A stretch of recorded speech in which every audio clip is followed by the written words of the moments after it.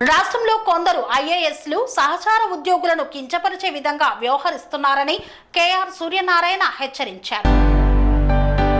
రాష్ట్రంలో కొందరు ఐఏఎస్లు సహచార ఉద్యోగులను కించపరిచే విధంగా వ్యవహరిస్తున్నారని, ఈ విధానాలను మానుకోవాలని ఆంధ్రప్రదేశ్ గవర్నమెంట్ ఎంప్లాయీస్ అసోసియేషన్ అధ్యక్షుడు కేఆర్ సూర్యనారాయణ హెచ్చరించారు. 95% మార్గదర్శకులుగా నిలుస్తున్నారని, 10% మాత్రమే ఉద్యోగాల్లో ఘర్షణ వాతావరణం నెలకొల్పుతున్నారని వెల్లడించారు. ఉద్యోగస్తుల సంఘం ఆధ్వర్యంలో జూన్ నెలలో పెద్ద ఎత్తున కౌన్సిల్ సమావేశం నిర్వహిస్తున్నామని, ఈ కార్యక్రమానికి ముఖ్యమంత్రితో పాటు పలువురు మంత్రులు హాజరవుతారన్నారు. ఆంధ్రప్రదేశ్ ప్రభుత్వ ఉద్యోగస్తుల సంఘం రాష్ట్ర కార్యవర్గ సమావేశం రాష్ట్ర అధ్యక్షులు కేఆర్ సూర్యనారాయణ ఆధ్వర్యంలో సంఘ కార్యాలయంలో నిర్వహించారు. సూర్యనారాయణ మాట్లాడుతూ 2019 తర్వాత వచ్చిన ప్రభుత్వంలో ఉద్యోగస్తుల ఆర్థిక ప్రయోజనాలు దెబ్బతిన్నాయన్నారు. ప్రస్తుత ప్రభుత్వం ఉద్యోగస్తులకు సానుకూలంగా ఉందని, అయినా ఆర్థిక లోటు ఉండటం వల్ల ప్రభుత్వంపై ఒత్తిడి చేయలేకపోతున్నామన్నారు. వేతన సవరణ విషయంలో సెట్టింగ్ న్యాయమూర్తులు 3తో కమిషన్ వేయాలని ప్రభుత్వానికి విజ్ఞప్తి చేస్తామన్నారు. గతంలో ఉద్యోగస్తుల సర్వీస్ వ్యవహారాల కోసం ఏర్పాటు చేసిన వ్యవస్థ నేడు నిర్వీర్యం అయిందన్నారు. ముఖ్యమంత్రి చంద్రబాబు నాయుడు అడ్మినిస్ట్రేటివ్ వ్యవస్థలో మార్పులు వచ్చేలా చర్యలు తీసుకోవాలని కోరారు. కొన్ని పత్రికల్లో ఆ నోటిఫికేషన్ ఇచ్చినప్పుడు రావత్ గారు జూలై 1 నుంచి అమలు జరుగుతుందని ముఖ్యమంత్రి గారు ఆగ్రహోద్రేకుడయ్యారని చెప్పి న్యూస్ ఐటమ్ వచ్చిందే తప్ప దాని మీద చర్యలు అయితే జరగలేదు. ఈ సిపిఎస్ అంశం మీద ఒక స్పష్టతను ఇవ్వాల్సిన అవసరం ఉన్నది. విలేజ్ వార్డు సెక్రటరీ ఉద్యోగుల విషయంలో సమస్య ఒకటైతే పరిష్కారం మరొకటి చేస్తున్నటువంటి రీతిగా కనిపిస్తూ ఉన్నది. చేస్తున్నటువంటి కేటగిరైజేషను అండ్ దాని రేషనలైజేషన్కి మేము వ్యతిరేకం కాదు. అది అడ్మినిస్ట్రేటివ్ మ్యాటర్. మీరు ఆ వ్యవస్థని ఎలా పనిచేయించాలనే దానికోసం మీరు ఆ వార్డు విలేజ్ సెక్రటరీని కేటగిరైజ్ చేసుకుంటూ, ఆ పంచాయతీ వార్డుల్ని కేటగిరైజ్ చేస్తూ అక్కడ ఉండే సంఖ్యను రేషనలైజ్ చేస్తున్నారు. అది అడ్మినిస్ట్రేషన్లో భాగం. వారు ఆ ఉద్యోగులు కోరుకున్నారండి, మాకు రావాల్సిన పెండింగ్ జీతభత్యాలు, మా సర్వీస్ ప్రయోజనాలు, మా పదోన్నతి వ్యవహారాలు, అసలు మేము ఏ శాఖలో ఉద్యోగులు, మా నెక్స్ట్ ప్రమోషన్ ఏంటి చెప్పండి మహాప్రభు అని వాళ్ళు అడుగుతూ ఉంటే సమస్య అదే అయితే రేషనలైజేషన్ కేటగిరైజేషన్ చేస్తున్నామని చెప్పి చెప్పడం సమస్యకి పరిష్కారం కాదనే విషయాన్ని కూడా మనవి చేస్తూ, ఈ అన్ని అంశాల మీద మరింత స్పష్టంగా ఈ వైట్ టీ కౌన్సిల్స్ అని ఏదైతే బ్రిటన్లో అమల్లో ఉన్నటువంటి విధానం ఉన్నదో, అభివృద్ధి చెందిన అనేక దేశాల్లో గవర్నమెంట్ ఎంప్లాయర్ మధ్య ఒక చట్టబద్ధమైనటువంటి ఏర్పాటు వ్యవస్థ ఏదైతే ఉన్నదో దాని మీద మా సంఘం పక్షాన కొంత అధ్యయనం చేశాం. అలాగే కేంద్ర ప్రభుత్వం అనుసరిస్తున్నటువంటి విధానాల మీద కూడా కొంత అధ్యయనం చేశాం. వీటి మీద మాతో కలిసి వచ్చే అనుబంధ సంఘాలతో రేపు జరిగే మా ఐక్యవేదిక సమావేశంలో ఆమోదం పొందిన తర్వాత ఆ వ్యవస్థ ఏర్పాటు మీద ఒక తుది రూపం డ్రాఫ్ట్ పేపర్ని డాక్యుమెంట్ని మేము రిలీజ్ చేస్తామనేటువంటి విషయాన్ని కూడా తెలియజేస్తా ఉన్నాను. Thank you. ఉద్దేశపూర్వకంగా చేస్తున్నారా, ప్రభుత్వానికి ఉద్యోగులకి మధ్య ఒక ఘర్షణ వాతావరణాన్ని క్రియేట్ చేయాలనేటువంటి ఎజెండాతో పనిచేస్తున్నారా నాకు తెలియదు. మీరు అడిగారు కాబట్టి సూటిగా చెప్తున్నా. ఉదాహరణ, ఒక అధికారికి రూల్స్ ఉన్నాయి. అసలు ఉద్యోగులకు సంబంధించిన సర్వీస్ వ్యవహారాల పరిష్కారానికి మంత్రితో కానీ ముఖ్యమంత్రితో కానీ అవసరం లేదు. అన్ని రూల్స్ ఉన్నాయి. సంబంధిత అధికారికి అధికారం దఖలుపరచబడింది. ఉదాహరణకి ఒక ఉద్యోగిని క్రమశిక్షణ చర్య కింద సస్పెండ్ చేశారు. 4 నెలలు ఒకసారి ఆ సస్పెన్షన్ సమీక్ష చేయాలి. ఆయన సస్పెన్షన్ కొనసాగించాలా వద్దా, చేయకపోతే అది చెల్లదు అని ఉంది. అలాగే అవుటర్ లిమిట్ ఆఫ్ 1 year, సంవత్సరం దాటి ఉద్యోగిని సస్పెన్షన్లో ఉంచకూడదు అని ఉంది. సుప్రీంకోర్టు చాలా స్పష్టంగా సస్పెండ్ చేసిన ఉద్యోగి ఎందుకు కారణం చేత వాడిని సస్పెండ్ చేసావో 90 రోజులు వాడికి అభియోగాలు ఇవ్వకపోతే నీ సస్పెన్షన్ చెల్లదు అని చెప్పింది. ఈ రాష్ట్రంలో 2 సంవత్సరాలు దాటి ఇప్పటికీ సస్పెన్షన్ కొనసాగుతున్న ఉద్యోగులు ఎంతమంది ఉన్నారు? అంతమంది ఉన్నారంటే ఆ సంబంధిత అధికారుల వాళ్ళకి దఖలుపరచబడిన అధికారాన్ని పని చేయకపోవడమే కదా. ముఖ్యమంత్రి గారు నవంబర్ 26వ తారీఖు నాడు రాజ్యాంగ దినోత్సవ సందర్భంగా సెక్రటేరియట్లో నిర్వహించిన కార్యక్రమంలో వారు ఒక మాట చెప్పారు. అన్ని దినపత్రికల్లో ప్రముఖంగా హెడ్లైన్లో వచ్చింది, నేను ఆంధ్రజ్యోతిలో చదివాను. అధికార దుర్వినియోగం రాజ్యాంగ ఉల్లంఘనే అని చెప్పారు. నీకు దఖలుపరచబడిన అధికారం సద్వినియోగం చేయకపోవడం అనేది దుర్వినియోగమే కదా. మీరు మనం ఇప్పుడు 12వ వేతన సవరణ సంఘాన్ని నియమించాలి. 11 వేతన సవరణలు జరిగాయి. అందులో గత 6 డజను వేతన సవరణ సంఘ నివేదికలు తీసుకుని ఒక్కసారి ఎవరైనా ఒక ప్రాజ్ఞుడి ముందు పెట్టండి. గడిచిన 7-8-10 వేతన సవరణ సంఘ నివేదికల పుస్తకాలని ఎవరైనా ఒక ప్రాజ్ఞుడి ముందు పెట్టండి. ఈ 7-8 నివేదికల్లో డేటు, తేదీ, సంవత్సరం మార్పు తప్ప ఇంకేమైనా ఉందా చెప్పండి, డిబేట్ చేద్దాం. సర్వీస్ వ్యవహారాలని డీల్ చేయడానికి పార్లమెంటు చేసిన చట్టం ద్వారా అడ్మినిస్ట్రేటివ్ ట్రిబ్యునల్ యాక్ట్ 85 ద్వారా నాటి దివంగత ముఖ్యమంత్రి నందమూరి తారక రామారావు గారు 89లో ఏర్పాటు చేసిన ఆంధ్రప్రదేశ్ అడ్మినిస్ట్రేటివ్ సర్వీస్ ట్రిబ్యునల్ ని గత ప్రభుత్వం స్టేక్ హోల్డర్స్ ఎవరితో సంప్రదించకుండా కేవలం నాటి తెలంగాణ ప్రభుత్వం టీఆర్ఎస్ పార్టీ రాజకీయ అడుగుజాడల్లో నడుస్తూ ఆ ట్రిబ్యునల్ ని రేపు మే నెలలో ఆ దివంగత ఎన్టీ రామారావు గారి జన్మదినాన్ని పురస్కరించుకుని ఆ ట్రిబ్యునల్ ని మళ్ళా పునరుద్ధరించేటువంటి నిర్ణయం ప్రభుత్వం తీసుకోవాలని నేను గౌరవ ముఖ్యమంత్రి గారిని, రాష్ట్ర కేబినెట్ ని అభ్యర్థిస్తా ఉన్నా. అదే రకంగా ఉద్యోగుల యొక్క వ్యవహారాలకి జీతభత్యాలు నిర్ధారించడానికి సమన్వయం లోపించి ఈ రాష్ట్రంలో సర్వీసు వ్యవహారాలు అతలాకుతలంగా తయారైన పరిస్థితి ఉంది. నిన్నగాక మొన్న పంచాయతీరాజ్ శాఖలో ఎంపీడీఓల నియామకం విషయంలో ఇచ్చినటువంటి సర్వీస్ నిబంధనల మార్పులో కూడా రాష్ట్రపతి ఉత్తర్వుల ఉల్లంఘన ఉన్నది. కాబట్టి ఈ అన్ని శాఖల సర్వీస్ వ్యవహారాలని రాష్ట్రపతి ఉత్తర్వులు అనుసంధానంగా ఉండేలాగా తయారు చేయడానికి దానికి కూడా ఓ కమిటీని నియమించమని, 3 ఐఏఎస్ అధికారులతో కమిటీ నియమించమని నేను ప్రభుత్వాన్ని అభ్యర్థిస్తా ఉన్నా. చివరగా వైట్నీ కౌన్సిల్స్ అని ఒక కన్సిలియేషన్ మెకానిజం, అంటే ఎంప్లాయర్ మధ్య ఏకాభిప్రాయం లేని పరిస్థితి వచ్చినప్పుడు ఇరు వర్గాలని పిలిచి కూర్చోబెట్టి సామరస్యంగా రిజాల్వ్ చేసేటువంటి ఒక చట్టబద్ధమైన వ్యవస్థ ఏర్పాటు భారతదేశంలో, ఆంధ్రప్రదేశ్లో లేదు. ఈ వ్యవస్థ అనేక అభివృద్ధి చెందిన దేశాల్లో అమలవుతా ఉన్నది. అయితే నాడు మన రాష్ట్రంలో పెట్టినటువంటి civil service joint staff councils chief secretary గారే మా చీఫ్ ఎగ్జిక్యూటివ్ కాబట్టి ఉద్యోగుల తరఫున బ్యాటింగ్ చేసేటువంటి పని చీఫ్ సెక్రటరీ గారే చేస్తారని మేము అత్యంత నమ్మకంగా ఉండేటువంటి పరిస్థితులు ఉండేవి. మారిన కాలమాన రాజకీయ పరిస్థితుల్లో ఇవాళ చీఫ్ సెక్రటరీ గారు జాయింట్ స్టాఫ్ కౌన్సిల్ సమావేశం పెట్టాలన్నా, ఒక అంశం మీద ఎవరైనా ఒక అడ్మినిస్ట్రేటివ్ సెక్రటరీ నిర్ణయం తీసుకోవాలన్నా కూడా అన్నీ కూడా రాజకీయమయమైనటువంటి నేపథ్యంలో మరి అన్ని వర్గాలకి సంబంధించినటువంటి ప్రయోజనాల విషయంలో చట్టరూపం చేస్తున్నటువంటి ప్రభుత్వం మా సంక్షేమం విషయంలో చట్టం ఎందుకు చేయటం లేదనేటువంటి ఆలోచన ఈనాడు ఉద్యోగస్తుల్లో ఉన్నది. అలాగే సిపిఎస్ని ఒక పరిష్కారం రద్దు చేస్తామని కూటమి ప్రభుత్వం హామీ ఇవ్వనప్పటికీ 1 సంవత్సరంలోగా ఈ సమస్యకు ఒక శాశ్వత పరిష్కారాన్ని చూపిస్తామని బకాయితో పాటు 1/7/2023 నుంచి మాకు జరగవలసిన నూతన వేతన సవరణ, పెండింగ్లో ఉన్న 3 డిఏ బకాయిలు, ఇవన్నీ చెల్లించాలంటే మరి ఏ రకంగా అవకాశం ఉంటుందో ఎక్కడ స్పష్టత లేని పరిస్థితి. అయితే ప్రభుత్వం ఉన్న ఆర్థిక ఇబ్బందులను దృష్టిలో పెట్టుకొని ఈ బాకీలన్నీ ఇప్పటికిప్పుడు చెల్లించండి అని మేము ప్రభుత్వాన్ని ఒత్తిడి చేయలేకపోయినప్పటికీ మధ్యతరగతి, బిలో మధ్యతరగతి సామాజిక నేపథ్యానికి చెందినటువంటి ఉద్యోగుల, వాళ్ళ మీద ఆధారపడిన కుటుంబ సభ్యుల స్థితిగతులని దృష్టిలో పెట్టుకుని మాకు చెల్లించవలసిన ఆర్థిక ప్రయోజనాల విషయంలో ప్రభుత్వం కొంత సానుకూలంగా వ్యవహరించాలని మా రాష్ట్ర కార్యవర్గం ప్రభుత్వాన్ని అప్పీల్ చేస్తా ఉన్నాం. కనీసం మేము చేస్తున్నటువంటి మినిమం డిమాండ్స్ తక్షణమే వేతన సవరణ కమిషన్ని, మేము వేతన సవరణ కమిషనర్ని అపాయింట్ చేయమని అడగటం లేదు. రిటైర్డ్ ఐఏఎస్ అధికారికి పునరావాస కేంద్రంగా ఉండేటువంటి వేతన సవరణ కమిషనర్ మాకొద్దు. సిట్టింగ్ లేదా హైకోర్టు న్యాయమూర్తి నేతృత్వంలో 3 సభ్యుల వేతన సవరణ కమిషన్ని ఏర్పాటు చేయమని మేము కోరుతా ఉన్నాం. కమిషన్ ఏర్పాటు చేస్తే వచ్చే ఆర్థిక భారం ఏమి లేదు కాబట్టి తక్షణం ప్రభుత్వం ఎల్లుండి మంగళవారం నాడు జరిగే కేబినెట్ సమావేశంలో దీని మీద ఒక నిర్ణయం తీసుకుంటారని మా గౌరవ ముఖ్యమంత్రి గారి మీద మేము ఆశావాహంగా ఉన్నాం. అలాగే కనీస ఐఆర్ని ప్రకటించమని ఎన్నికల మేనిఫెస్టోలో కూటమి ప్రభుత్వమే చెప్పింది కాబట్టి మేము రాగానే ఐఆర్ ప్రకటిస్తాము. కనీస ఐఆర్ని ప్రకటించమని కూడా ఉన్నాం.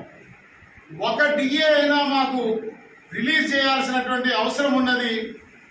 ప్రభుత్వం ప్రత్యేకంగా ఆలోచన చేయమని మేము అప్పీల్ చేస్తూ ఉన్నాం. 2019 ఎన్నికలకు ముందు ఈ ప్రభుత్వం దిగిపోయే నాటికి ఆనాటికి పెండింగ్ ఉన్న 17 రోజువారీ ఉద్యోగుల దైనందిక వ్యవహారాల నిర్వహణలో అసలు ఉద్యోగులు మంత్రులు ముఖ్యమంత్రి కార్యాలయం చుట్టూ తిరగాల్సిన అవసరం ఏముంటుంది? సంబంధిత శాఖాధిపతులు సంబంధిత ప్రిన్సిపల్ సెక్రటరీలు వారి బాధ్యత వారు నిర్వర్తిస్తే అసలు సమస్యలు ఎందుకు వస్తాయి?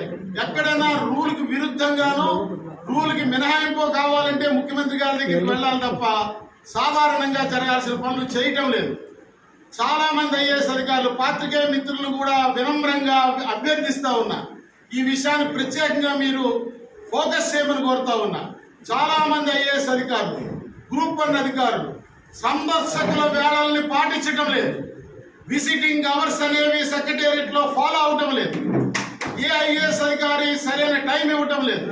అసలు ఉద్యోగుల సమస్యలు వినటానికి పౌరుల సమస్యలు వినటానికి నువ్వు విజిటింగ్ అవర్స్ ప్రత్యేకంగా పెట్టినప్పుడు ఆ విజిటింగ్ అవర్స్ లో అందుబాటులో లేకపోతే ఇక సిటిజన్ ఆ ఉద్యోగి ఎవరికి తన దరఖాస్తు ఇచ్చుకోవాలో ఆలోచన చేయాల్సిన అవసరం ఉందని కూడా నేను మనవి చేస్తా ఉన్నా. మరొక అంశం నేను ప్రత్యేకంగా ప్రస్తావిస్తా ఉన్నా.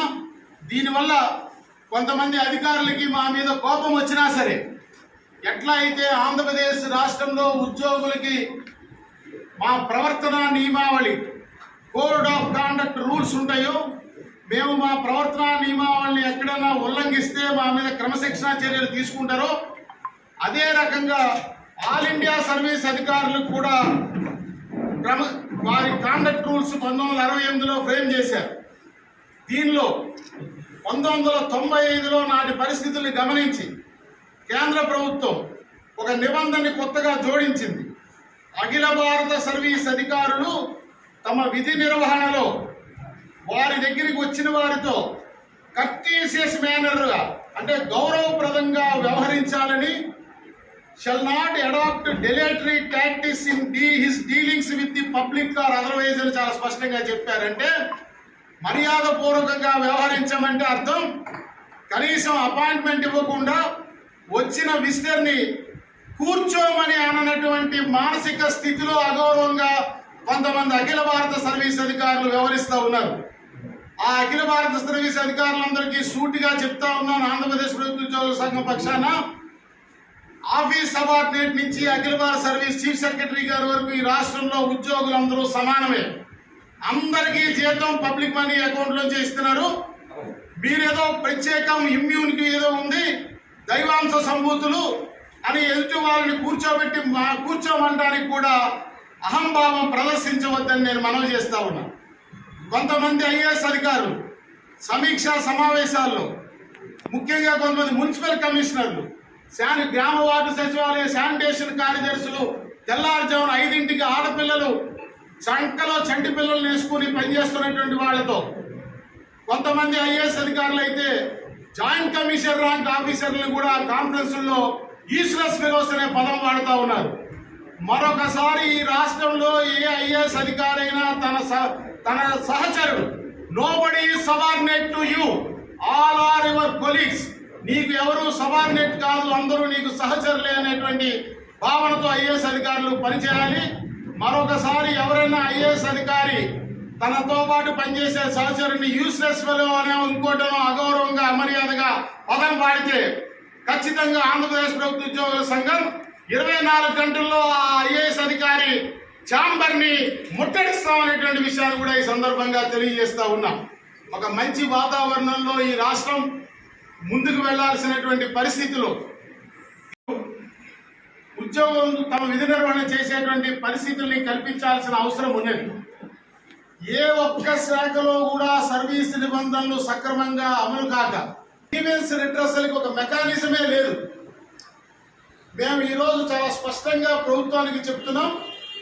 ఏదైతే పూర్వపు రోజుల్లో ఉద్యోగుల సర్వీసు వ్యవహారాల కోసం చీఫ్ సెక్రటరీ గారి నేతృత్వంలో civil service joint staff council అనే ఒక వ్యవస్థను ఏర్పాటు చేశారో ఆ వ్యవస్థ పూర్తిగా విఫలమైందని ఆంధ్రప్రదేశ్ ప్రభుత్వ ఉద్యోగుల సంఘం ఏకగ్రీవంగా తెలియపరుస్తూ ఉన్నాం. దానికి ఎటువంటి చట్టబద్ధత లేని కారణంగా ఏదో మేము పోయి అక్కడ దరఖాస్తులు ఇవ్వటం, ఫార్వర్డెడ్ అంటాం తప్పించి ఒక్క జాయింట్ స్టాఫ్ కౌన్సిల్లో లేవనెత్తిన ఏ ఒక్క సమస్యకి లాజికల్ కంక్లూజన్ నేటికి కూడా రావటం లేదు. ఒక వింత ధోరణి. అర్జెంటుగా ఆంధ్రప్రదేశ్ రాష్ట్రంలో ప్రభుత్వము, గౌరవ ముఖ్యమంత్రి గారు అడ్మినిస్ట్రేటివ్ పాలనా సంస్కరణలు చేపట్టాల్సిన అవసరం ఉన్నది. ఒక వింత ధోరణి ప్రబలింది ఆంధ్రప్రదేశ్ రాష్ట్ర అడ్మినిస్ట్రేటివ్ ఫంక్షనింగ్లో. ఎవరైనా ఒక అధికారికి ఒక దరఖాస్తు ఇస్తే ఆ దరఖాస్తు మీద నిర్ణయం చేసే అధికారం కలిగిన అధికారి దాన్ని పరిశీలించి అవును కాదు చెప్పకుండా కనీసం పరిశీలన చేయటం లేదు. ఏమన్నా అంటే సీఎం ఆఫీస్ నుంచి సర్కులేటర్ని రాయించుకురండి, మంత్రి గారితో పుట్టప్పని రాయించుకురండి అనేటువంటి మాటలు వినిపిస్తూ ఉన్నాయి. అంటే సాధారణ పౌరుడు, ఒక ఉద్యోగస్తుడు దరఖాస్తు మీద ముఖ్యమంత్రి గారు సర్కులేటర్ని రాస్తే తప్ప ఆ సంబంధిత కార్యదర్శులు ఆ విజ్ఞాపన పత్రాన్ని పరిశీలించడాన్ని నేను సూటిగా ప్రశ్నిస్తా ఉన్నా. అదే రకంగా 90% మంది ఐఏఎస్ అధికారులు మాకు మార్గదర్శకంగా నిలుస్తూ ఉన్నారు. మా విధి నిర్వహణలో కానీ, మా బాధ్యతలు నిర్వర్తించే విషయంలో కానీ, మాకు సరైనటువంటి పందాన్ని నేర్పించే విషయంలో కానీ 90% మంది ఐఏఎస్ అధికారులు మాకు మార్గదర్శకంగా నిలుస్తూ ఉన్నారు. వారికి హృదయపూర్వకంగా ఆంధ్రప్రదేశ్ ప్రభుత్వ ఉద్యోగుల సంఘం ధన్యవాదాలు తెలుపుతూ, ఒక 10% ఐఏఎస్ అధికారులు అహంకారంతో, ఐ కోట్ అగైన్, అహంకారంతో వారు అన్ని నిబంధనలకి అతీతమన్న రీతిలో వ్యవహరిస్తూ ఉద్యోగులతో ఘర్షణ వైఖరికి, ప్రభుత్వానికి ఉద్యోగులకి మధ్య ఘర్షణ తీసుకొచ్చే కార్యదర్శి గారు, ఈరోజు మిగతా వాళ్ళంతా మా రాష్ట్ర కార్యవర్గ సభ్యులు. ఆంధ్రప్రదేశ్ ప్రభుత్వ ఉద్యోగుల సంఘం ఈ రాష్ట్రంలో అత్యంత సంఖ్యాబలం కలిగిన, సభ్యత్వం కలిగిన, అధికారిక సభ్యత్వం కలిగిన సంఘంగా ఆఫీస్ సబార్డినేట్ నుంచి రాష్ట్ర స్థాయి క్యాడర్ అధికారి వరకు అందరికీ ప్రాతినిధ్యం వహించేటువంటి సంఘం.